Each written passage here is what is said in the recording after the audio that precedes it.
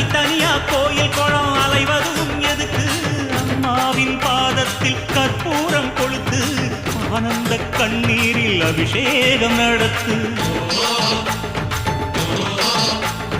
காட்டு வீரங்கெல்லாம் கொடுத்தா தம் மதிப்பு பழக்காவி தூரவி எல்லாம் விழிஞ்சா தம் மதிப்பு பணம் கொஞ்சம் இருந்தாலும் கொடுத்தா தம் மதிப்பு நீ மகன் என்றால் உன் தாயை மதிச்சா தம் மதிப்பு